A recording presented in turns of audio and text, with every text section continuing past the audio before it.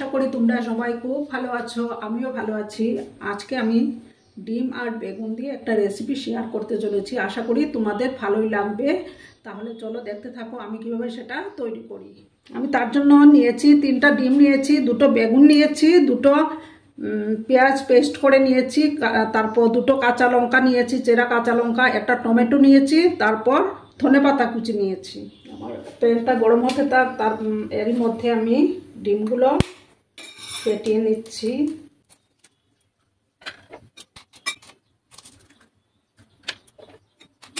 আমরা তো ডিমের রেসিপি সবসময় আলু দিয়েই খাই, তাহলে তোমরা একবার বেগুন দিয়ে খেয়ে টেস্ট করে দেখবে, দারুণ লাগে কিন্তু খেতে। দেবো হলুদ গুঁড়ো, সামান্য নুন দিয়ে দিলাম। আমার তেলটা গরম হয়ে গেছে, এবার আমি তেল দেব।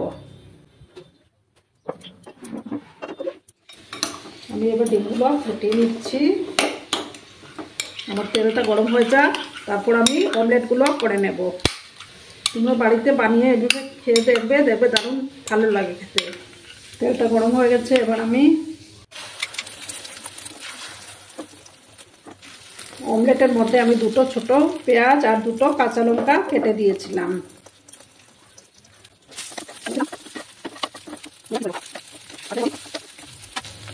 এবার নামিয়ে নেব। এবার আমি সর্ষের তেল দেব, একটু গোটা জিরে দেব। এবার আমি পেঁয়াজ বাটাগুলো দিয়ে দিচ্ছি।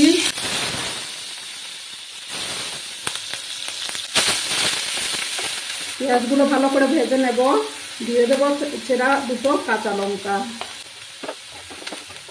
দেব হলুদ গুঁড়ো দিয়ে দিচ্ছি। এবার আমি বেগুনগুলো দিয়ে দিচ্ছি, টমেটোগুলো দিয়ে দিলাম।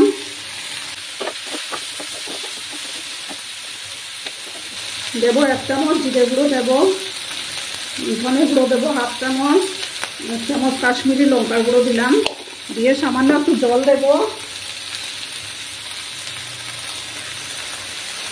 মশলাগুলো ভালোভাবে কষিয়ে নেব।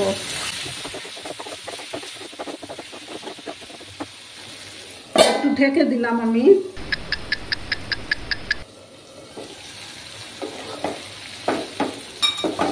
ভালোভাবে মশলাটাকে কিন্তু কষাতে হবে। এবার আমি স্বাদ মতো নুন দিয়ে দেব। আমার আজকের এই রেসিপিটি যদি তোমাদের ভালো লাগে তাহলে অবশ্যই একটা লাইক, কমেন্ট, শেয়ার এবং সাবস্ক্রাইব করার অনুরোধ রইল বন্ধুরা। পুরনো বন্ধুদের অসংখ্য ধন্যবাদ আমাকে এইভাবে সাপোর্ট করার জন্য। নতুন বন্ধুরা যারা এখন অবধি আমার চ্যানেলটি ভিজিট করনি তারা অবশ্যই সাবস্ক্রাইব করে আমার পাশে থাকা বেল আইকনটি প্রেস করে দেবে, যাতে আমার ভিডিও ছাড়ার সাথে সাথে নোটিফিকেশন তোমাদের কাছে পৌঁছে যায়। আরও কিছুক্ষণ এইভাবে কষিয়ে নেব। আমার মশলাটা প্রায় কষে এসছে, এখন আমি জল দিয়ে দেব। জলটা তোমরা পরিমাণ মতো দেবে। তোমরা বাড়িতে অবশ্যই এবার এই রেসিপিটি ট্রাই করবে, দেখবে খেতে খুব ভালো লাগবে। কমেন্টের মাধ্যমে আমাকে অবশ্যই জানাবে কেমন লাগলো তোমাদের। এবার আমি এটাকে ঢেকে রাখবো। তারপর যখন হয়ে আসবে তখন আমি ধনেপাতা অ্যাড করব। 10 মিনিটের মতো এটা আমি ফুটতে দেব, তারপর আমি ফিরে আসছি। A few moments later 20 minute পরে আমি ফিরে আসলাম। এবার আমি ডিমের অমলেটগুলো দিয়ে দেব। এবার উপর থেকে ধনেপাতা কুচি ছড়িয়ে দেব। এবার একটু সামান্য গরম মশলা অ্যাড করে দিচ্ছি। এবার আমি গ্যাসটা অফ করে দেব। এবার সার্ভ করে তোমাদেরকে দেখাচ্ছি। তোমরা খুব ভালো থেকো, সুস্থ থেকো, টাটা।